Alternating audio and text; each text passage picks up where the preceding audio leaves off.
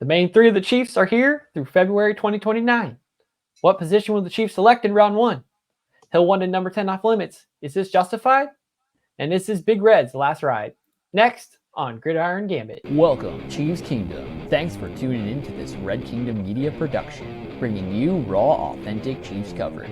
Make sure to like and subscribe to stay up to date on your team. Now sit back and enjoy the show.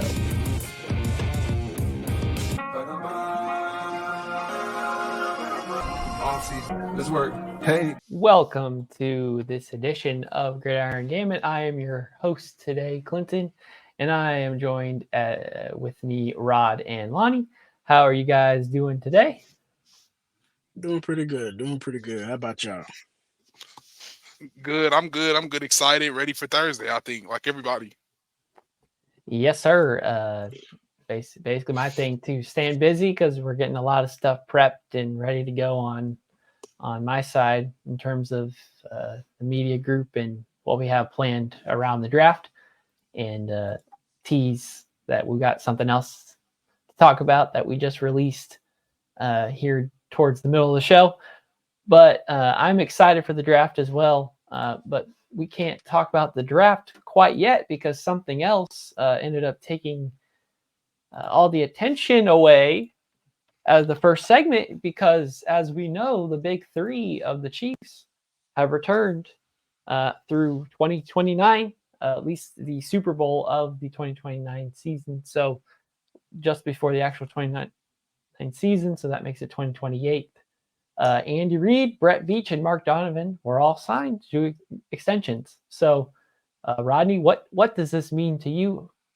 Describe it however you want. Break down individual personnel. Let us hear it. I think this shows consistency because, as you can see around the NFL, the biggest problem that they have is front office problem, but nobody don't want to admit it. And this shows big consistency, and especially where it matters. Mark Donovan does do a whole lot, and he also is like, this is very crucial, not just for the organization but for the city as well, for all the plans that they're trying to do, and he is a big part of that. So it will kind of put things in a chaotic turmoil if that deal didn't get done. But also for Andy Reid, it shows major consistency on the players level. You know what you're getting, you know where it's going to happen, you know how the program operates. And so when you look at, for players that like say, I don't want to sit here and be playing for this coach, and a year later I'm playing for that coach, and a year later I'm playing for another coach, like Justin Fields play for 3 different coaches in your rookie year contract, and it's like, well, he's not good enough. Well, there's no consistency there. There's nothing there to help him. And so you're looking at a organization that just show we are the most consistent in the NFL, and this is a big stamp on when you look at in the NFL front office. Yeah, and I agree with Rod. I share the same sentiments as Rod. I feel like it just shows consistency from the top down. It displays that this is a well-oiled machine. It's something that the ownership likes. It's something that they want to continue for years to come. So they felt that it was a necessity to get these deals done with these people. I love it. I love it for Big Red. Like we were talking about before we went on air, all coaches' contracts are guaranteed. So to hear that he's finally that's the direction that they're going in. They gave him the extension. I love it for him. Love it for Veach too as well. We just spoke about how Veach makes late round picks and finds gems, so we always have to stay tuned. So I love that for him as well. And Mark Donovan, I don't think me and Clint really. I don't want to say we didn't care for Mark Donovan too much, but we didn't like how he was campaigning for the yes vote. But he's been pretty good as a president as well too. So just hats off to the organization. I feel like this was a good move. Something internal that we knew just internally. We have good guys. The organization has been great since Andy Reid has came over. So we're willing to pay our people internally because we grow a good staff and good players. So I'll work my way back around in reverse. I mean, it must be stated that Mark Donovan is the longest tenured of the three. He was hired before Andy Reid came in the fold. So despite the Jackson County vote getting denied, it says something that Clark Hunt still sees trust within that whole unit itself to not want to mess it up and keep Mark Donovan in that position. Because to talk about the general manager, Brett Veach, the same couldn't be stated for John Dorsey because, I mean, other than some bad contracts, you could have said he was doing a fine job. And we saw that Andy Reid doesn't want to necessarily make unnecessary changes. So it said something that Clark Hunt wanted to make that change at general manager and put Brett Veach in there at one of the youngest aged general managers at the time, and to see the success that he's had. And just to say that Mark Donovan, he can have his mistakes or things not work out, and Clark Hunt doesn't necessarily lose faith in you as a person and the job you're doing and the commitment that you're giving the team. And so Brett Veach, he can get a lot of flack on some of his moves and whether or not a draft choice makes sense, but it can't be understated that there's this connection with him and Andy Reid and the trust factor that he will get the type of players that Andy Reid wants. And that is enough, because when you have a coach of Andy Reid's tenure, and to see even the higher ascension he's gone through, having Patrick Mahomes in as his quarterback and making him youthful in his older age. Not to be mean to you, Coach, but it's just it's a move that makes sense. And to spring this just before the draft happens shows a lot of faith in that Clark Hunt likes the consistency that he's seeing and is dead set on keeping them all together.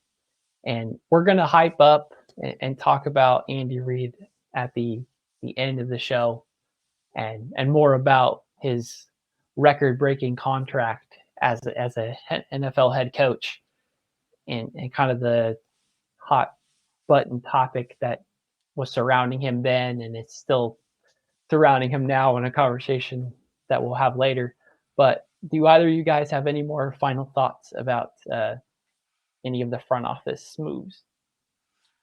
I think it sends a message to the draft, to the draft prospects, to whoever they're picking, and they know that this organization is consistent. Because the first one to get a contract extension was Steve Spagnuolo right before the parade. And now you keeping essentially your defensive coordinator, your head coach, and your offensive coordinator and special teams coach, who's also your assistant head coach. They're not going nowhere. So you literally have a system. And that tells a lot to your coaching staff, like they're not going nowhere. And I think this is the beginning of a pipeline, not just for front office people, personnel going to different teams and expanding their careers, but also coaches as well. I think this might be a beginning of a pipeline they building. All right, well said. And speaking of drafts, we're going to move on to our next topic. The biggest need with our first round pick. So obviously there's three scenarios that the Chiefs could realistically do. They could make a trade up because there's a player that they like and can get in range to and are willing to spend the extra draft capital to make that move. They can stay put and make a selection right at 32 at the end of the draft, like they did last April, or they can make a trade down because, say, there's a player that's still there, perhaps a quarterback, and another team would like a fifth-year option on that contract, and so they would push the Chiefs first selection to occur in day 2. So let's assume trade down is not a scenario we're going to discuss.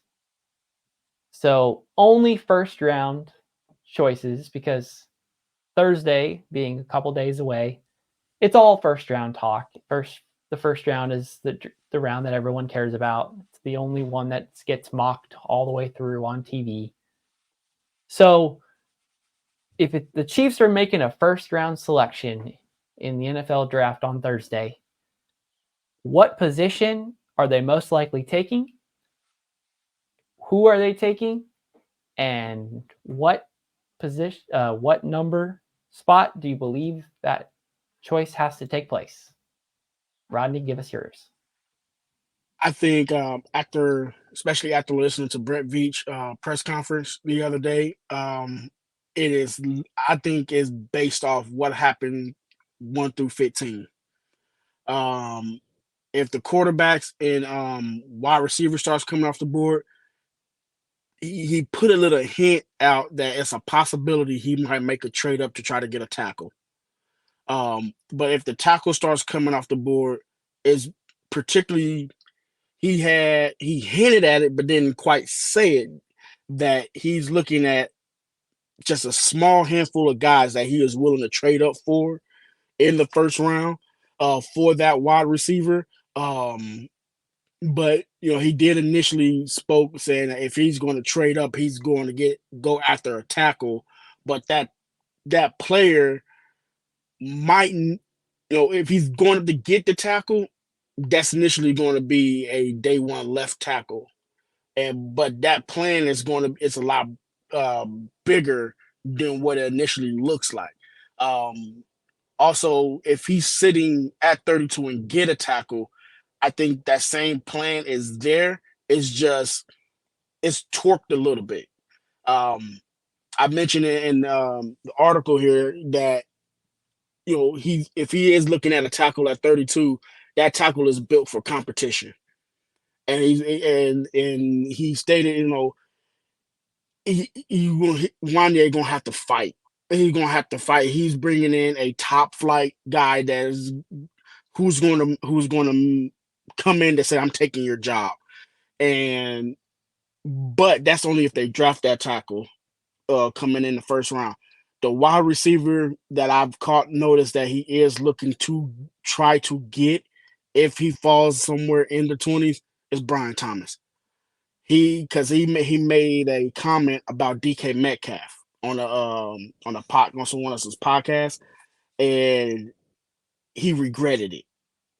He didn't say he regretted, but he put the words together like that really eats him up. And I'm like, wow, okay, that makes sense. So now he's looking at, you have an opportunity to get DK Metcalf 2.0. I don't think he's missing that opportunity no more. If Brian Thomas is in the range to trade up, he's going to go get Brian Thomas. All right, Lonnie, give us yours. Yeah, so if he's going to trade for anybody, I think it's a diabolical playmaker, being that you guys are saying that it's really no tackles really fit for tackle in this draft coming out. I don't know if he goes up and gets that coveted tackle that we all want. I know it's a position that he's looking for as a position of need, but I think he may look in later rounds for tackles or just offensive linemen, just period, some hidden gems. But I think he may be, if he's trading up or going to any position, he's getting a diabolical playmaker. He's getting somebody that can stretch the field, change the game with their speed, playmaking. So I'm thinking guys like the likes of Xavier Worthy. I know Ronald Odunze is also up there as well. If the move is made, I know the Bears are sitting there at 9. I know that's the thing that we talked a lot. That's a GM that we have, a connection that we have. But I just don't know if they package all those picks together, being the way that Veach values his picks and how we know he covets his picks. He wants to keep them in his back pocket and hold on to them as long as he can. So I think if they do make a move, it's for somebody that's going to be able to really change the game. Being that they're going to have Miss Rashee Rice for a little bit, And they don't want to suffer from that issue that they had last year ever again. I don't think that they want that to be an issue. As long as they have Patrick Mahomes. So I think they go get a playmaker if they do anything. Okay. I know I said trade downs are off limits, but honestly, that's probably my personal preference because of the way the draft always falls. Whoever they really, really wanted is most likely gone. And you'd rather have a couple more chances on Friday to get a couple players that you really, really like if you couldn't get a player that you absolutely loved. But since I said that's off limits, Lonnie, I'm with you. I think Xavier Worthy is definitely like on the table, and in my mind, like that's probably solid pick 32, especially if a lot of other wide receivers kind of ranked around his same skill set are taken. And if you start to see a lot of cornerbacks go off the board around that spot before the Chiefs, then I could see a player like Xavier Worthy being taken. Rodney, you mentioned that the tackles are kind of iffy for you. Obviously, a lot of people in their mock drafts are going with these other batch of tackles at pick 32 because the assumption is by pick 64, most of those tackles would not be there, even though they're developmental, even though some of them may have to convert to guard in the NFL, even if they're not ready to start right away. So it seems like you have to get one of the elite level tackles, and they have to hit pretty early in the draft by top 10, 15. Joe Alt would be the perfect family tradition pick, but I just don't think a team within the top 10 would let the best left tackle in the class fall that far, and definitely not let the Chiefs take them. Because at this point, you have to assume there's no teams willing to let the Chiefs trade with them or want to let them jump ahead to deny themselves a player for the Chiefs to take it. I know Brett Veach stated in his press conference that he doesn't necessarily think that there's like a collusion to make sure that good players don't end up on the Chiefs. But of course it is like that because teams are aware like how deadly certain players could be if Absolutely. the right situation occurs. So Xavier Worthy with his speed makes like way too much sense. And early in the draft process, we were having him get taken earlier. That could still happen. That a team could see the potential there. So me dancing around the subject, I think at this point, even though nobody wants to admit it, I mean, Brett Veach said that they still need cornerbacks. They said literally the only spot they don't need like any player is basically linebackers and quarterback. That's it. So if one of the top 4 cornerbacks is there, I could see it at 32 if a Nate Wiggins is there, a Kool-Aid McKinstry is there. I could see that. I could very well see that because we saw what it was like to have a really good defense. And obviously Brett Veach likes drafting defensive players. He knows what Spagnuolo likes in his players. He's grown to learn what his preferences are the same way he knows how to draft offense for Andy. And I think Andy is too picky in terms of what he thinks is good enough for his offense. So these like developmental tackles that I think Lonnie, you personally would love because you would just like the idea of having another body there. I think they have to be good enough to beat out Wanya Morris outright. And I think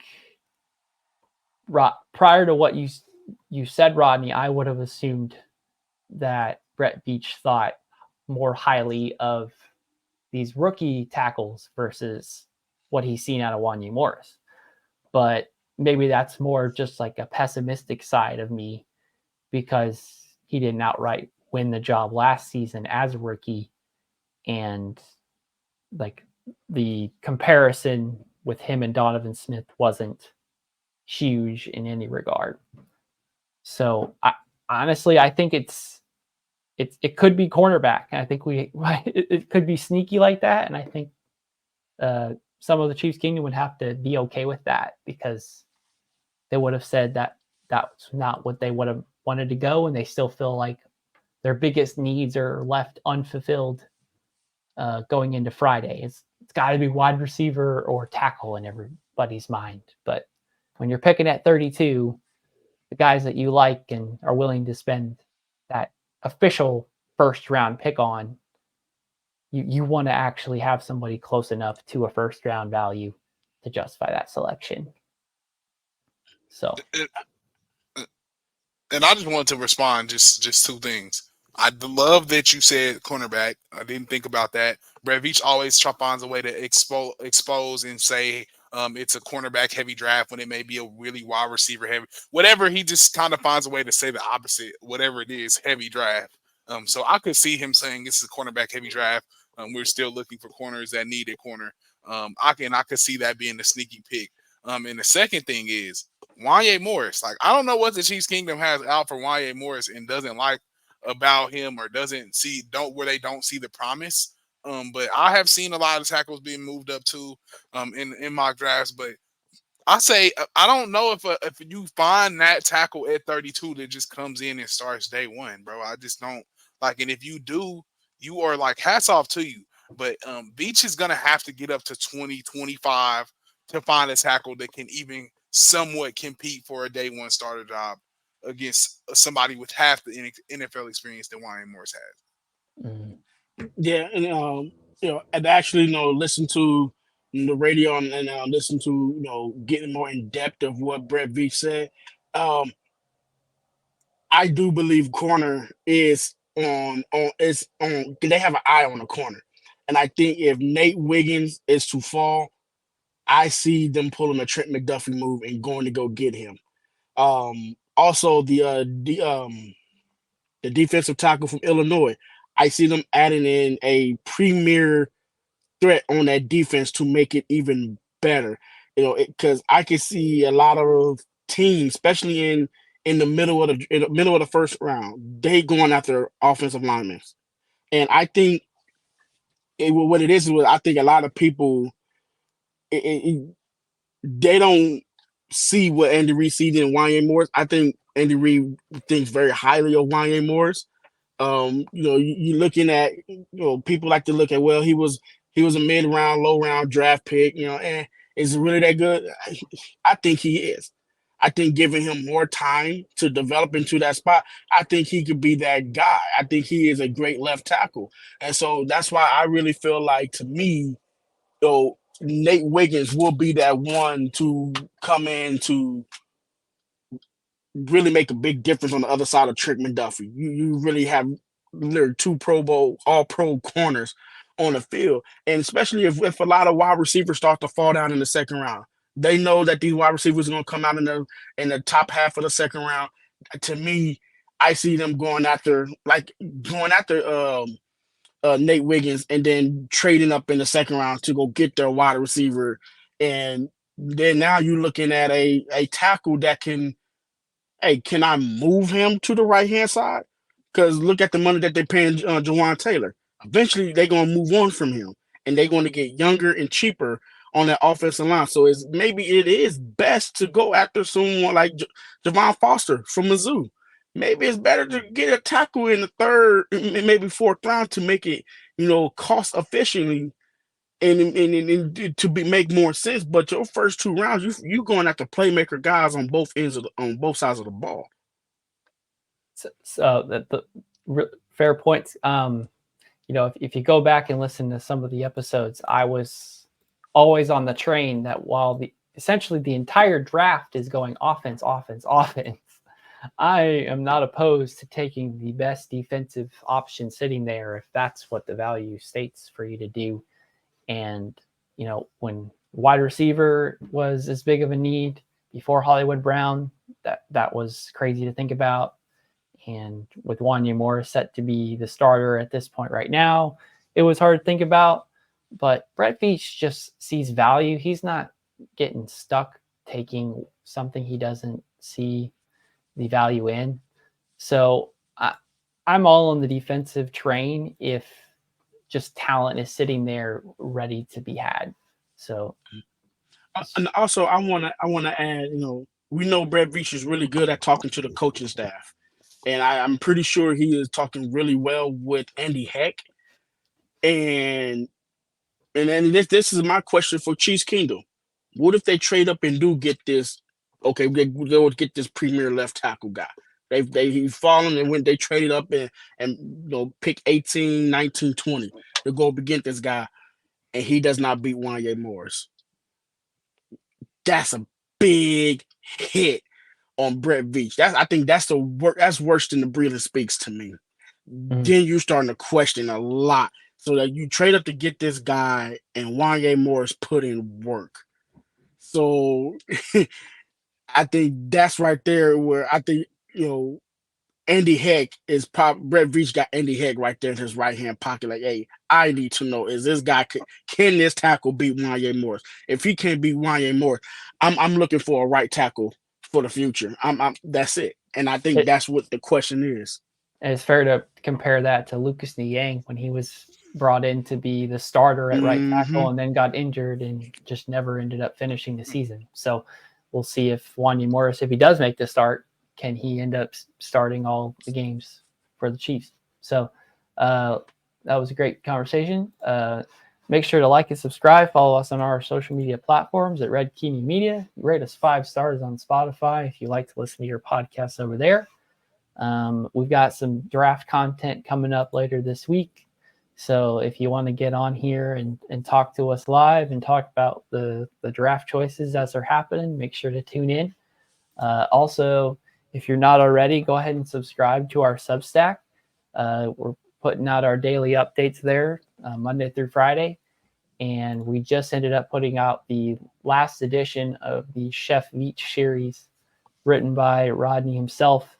And I'll let him kind of play promotional man here and let him kind of hype up his article so that you guys got enough of a reason to go check out his latest and greatest mock draft just before the actual draft is underway.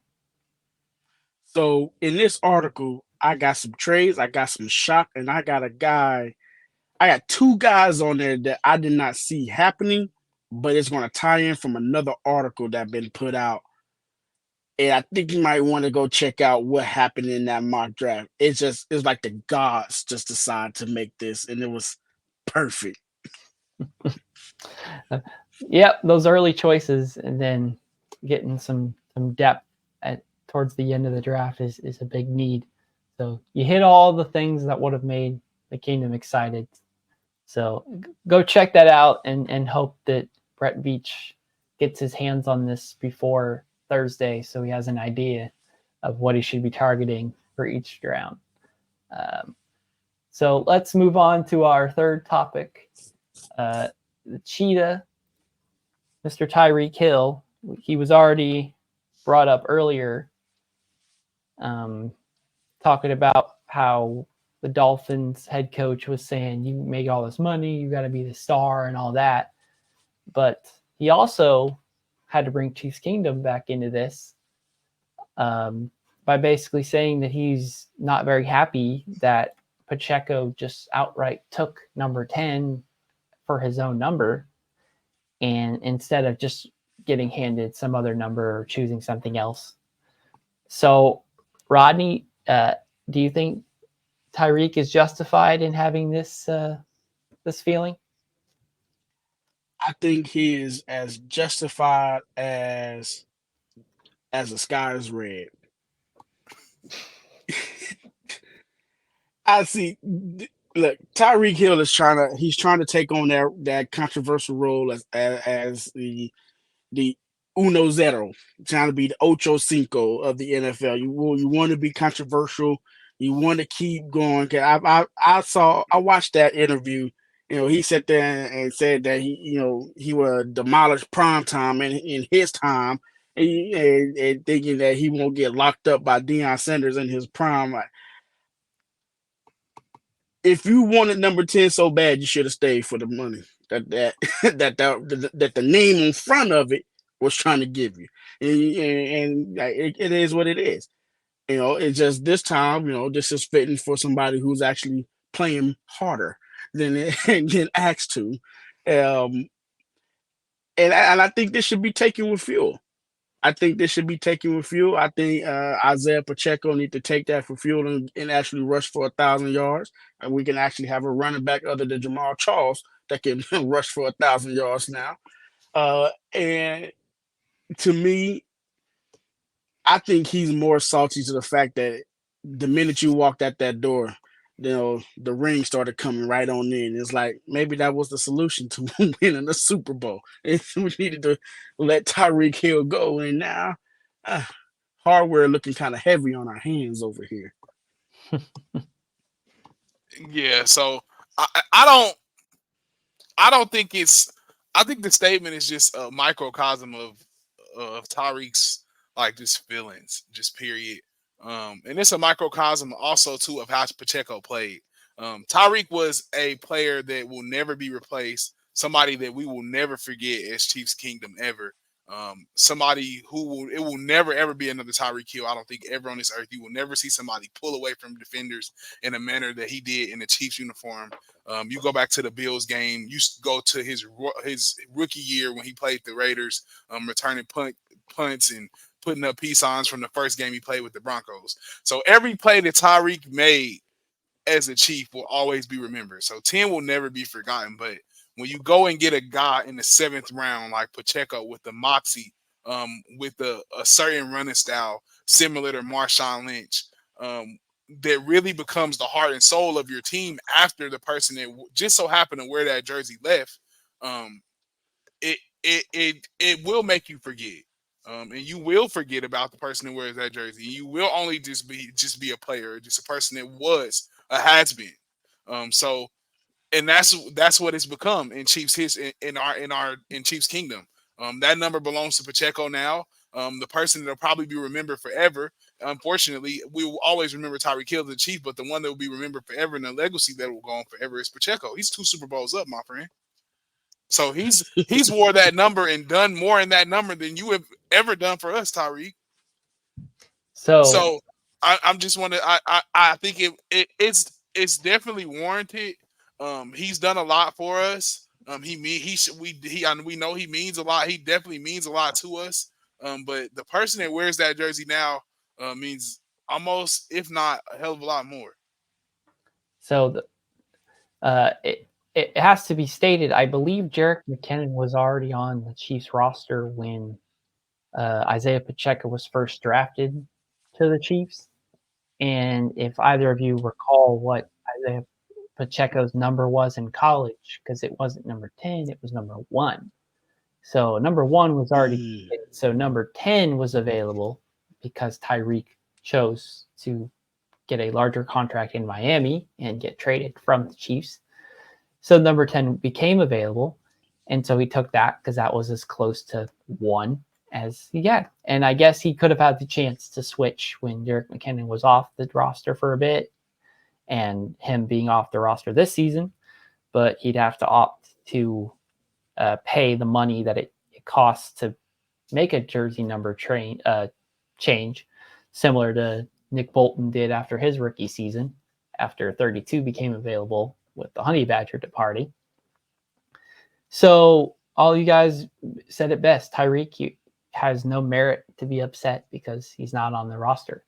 And I think at this point we need to stop understanding retired numbers, because the Chiefs don't retire numbers. They retire names in the Ring of Honor. How many times have we seen a random 88 when that we know that's Tony Gonzalez number? Somebody after Travis Kelce retires is going to wear 87, and it's going to look weird until they play really well, and then they can make it work. Somebody's going to end up wearing number 15 if football survives after Patrick Mahomes is gone. That's just how the numbers work in the NFL now. I mean, you have some teams that are like more strict about numbers they actually retire and make sure nobody actually wears that jersey number.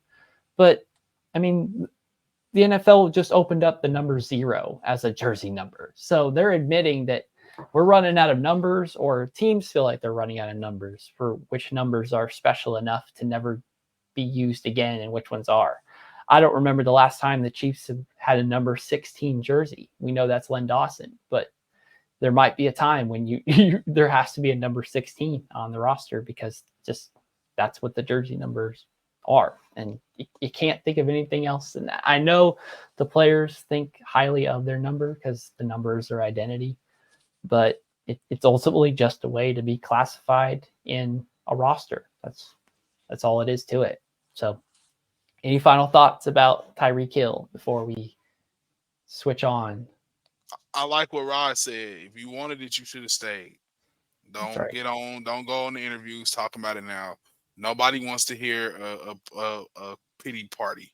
All right? Like, if you wanted it, you should have took the money, you should have stayed. You didn't want that. You wanted to be on South Beach. Yes, sir.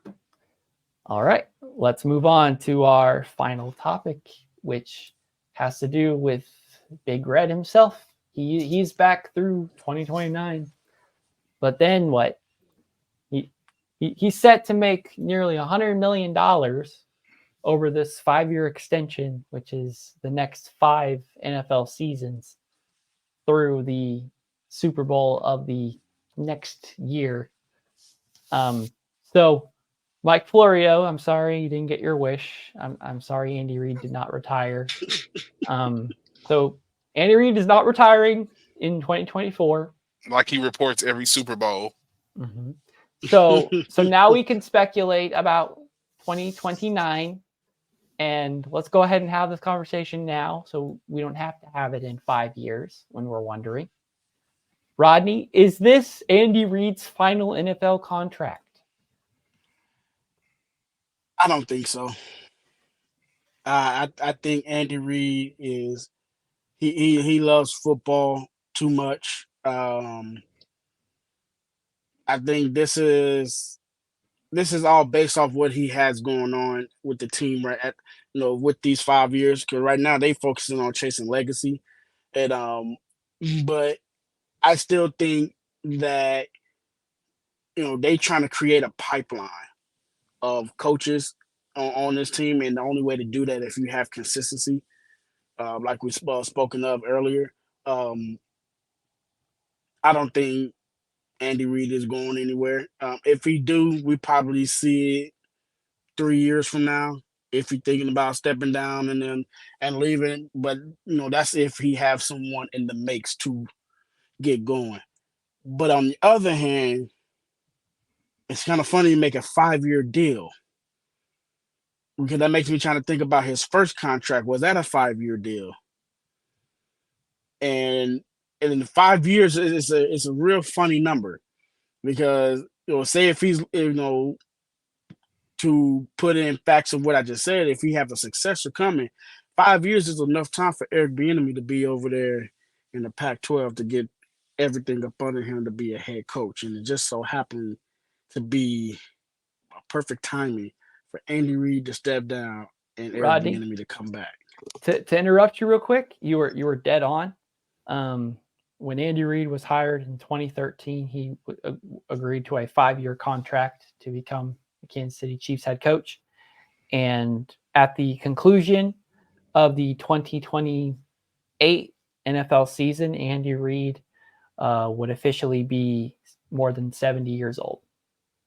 Oh yeah, I think that's a time frame for that. 5 years is telling Eric Bieniemy, dude, you got 5 years. You got 5 years, and I'm going to go get my cheeseburger. Get it together. Get what you need to get going.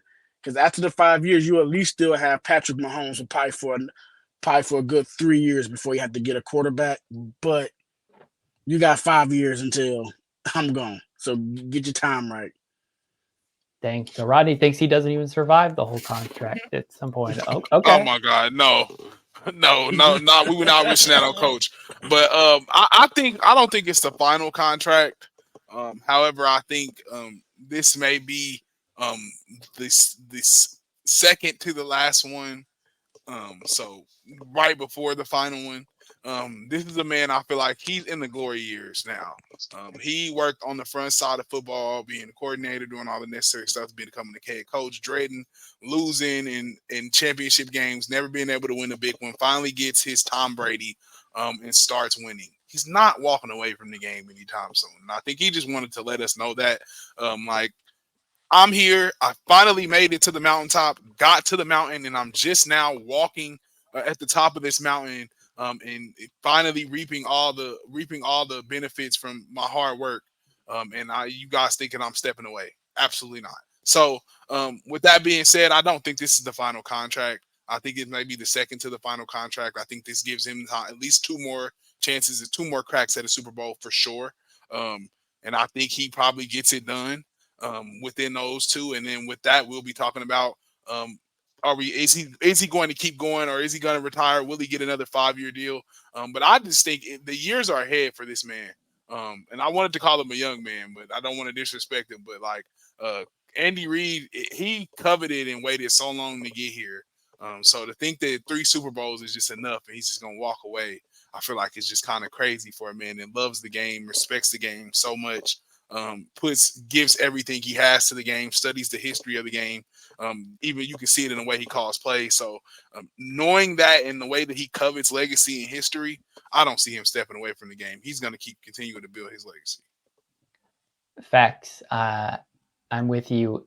If Andy Reid has any football left, Clark Hunt, as I stated at the beginning of the show, has a loyalty to Andy Reid. It's that he's going to keep him for as long as Andy Reid wants to be kept. And as long as Andy Reid isn't thinking about retirement, it's not anywhere close. If we start seeing some decline of some kind, it could be valid to bring it back up again. But Andy Reid just loves football way too much to walk away. And Patrick Mahomes is making him feel so much younger. And he loves Chiefs Kingdom.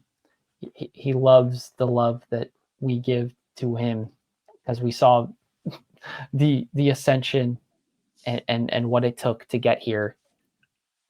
I said in January of 2013 he was first signed, and 10 years later we've held up that Super Bowl trophy three times already, and we want to be able to hold it up for 3 years in a row, going for our 4th win under his regime. It's insane that when you start succeeding like that it's got to be retirement on the horizon, and it's time to put it to bed. It's time to put those cold takes in the freezer and talk about something else that actually makes sense and it is actually happening, instead of some weird desire that you want to make occur. So Andy, keep up the great work. Chiefs Kingdom loves you. I know you're already working hard, and I'm glad to see that everybody rewarded you. We started before we even went live talking about his contract, and I said I bet he doesn't even want numbers like this out, because Andy, that's just his personality. He doesn't care about being the highest paid, but it was something that Clark Hunt and the front office wanted to make, like, it was part of their pride to have that out there and say the best coach in the NFL is making the most because he deserves it. And regardless of his age, he is still the best coach in the NFL. And now with Bill Belichick out, he's set to be the longest tenured. And with 5 more years left to go, who knows how many NFL records is on the horizon if Andy Reid and Patrick Mahomes just keep winning games in the regular season and in the postseason. I'm ready for some more history to be made. We're right in the middle of it, and I'm not turning it around and speculating when it's over. I'm enjoying the ride. That makes me think about something. I think Andy Reid might be going for the most wins in NFL history as a head coach. He's going at the Don Shula record. Because if they can win an average of 13 to 14 games a year, especially having a 17-game season, they can win an average of 13, 14 games a year. Don Shula's record is being threatened to be broken by Andy Reid, and within that Especially 5 with years. 17 games, especially with extra games, and in a couple seasons there might be an 18th game. Yeah, Mhm. and Belichick is not in the running And anymore. he's not there. He's putting himself behind the eight ball. It gives Andy a chance to get ahead. That's correct. But I just say, like you said, just respect to Andy Reid, bro. Like he's not walking away from the game, and I think Florio does us a disservice by doing that. Like you said, we're in the middle of history. We didn't get this a lot. Like we are been waiting to get to this point, and Andy Reid has as well. Like let us soak in our love story with our coach, and continue to reap the benefits of this great love story between him and the quarterback. And I just want to say also, he's worked with so many people, so many guys that were not the typical prototype quarterback. Let's just be honest. He takes in a lot of troubled guys. So to see that he kind of finally got a guy that can do the right thing, say the right thing, somebody he doesn't have to coach up. It's like that's such a disservice to him. Like this man deserves this at this point. He's tried to fix so many people. So like I just want to say that. Facts. Give Big Red his flowers, and give him while he's still around. You don't have to retire him to give him his praise. You can acknowledge the good work he's doing while he's still doing it. Great show, guys. Really had a lot of fun talking to you. Lots of stuff going on. I think just about everybody at this point is mock draft fatigued out, and they're ready for the real draft to begin. So some stuff can be official, and we're ready to talk with y'all again about the NFL draft and the officials that happened, and the Chiefs selections and the speculation for the three-peat. I'm just really excited. The NFL season, it's already upon us. Basically, when you're Chiefs Kingdom and you're watching Super Bowl victories, the hangover for the previous season is long, and then the jump into the next season is abrupt. It's a never-ending ride, but we're all happy to be on it with you, and we're excited to see what's next in the future for Chiefs and for Red Kingdom Media. So on behalf of myself and my co-hosts for today, thank you all for joining us.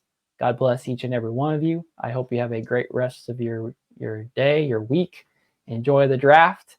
As always, go Chiefs! Thanks for checking out this update straight from the heart of Chiefs Kingdom. We appreciate your passion, so please leave a like and follow us wherever you tune in from.